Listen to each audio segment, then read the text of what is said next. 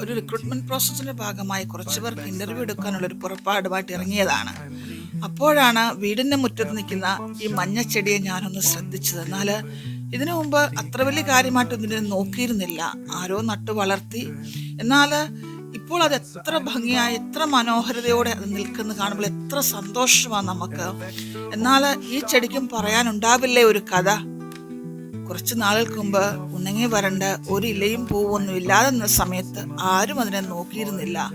എന്നാൽ ഇന്ന് എല്ലാ പൂക്കളുമായി ഇങ്ങനെ വളരെ മനോഹരതയായി നിൽക്കുമ്പോൾ എന്ത് മനോഹരമാണ് അതിനെ കാണുവാൻ, എന്ത് സുഖമല്ലേ?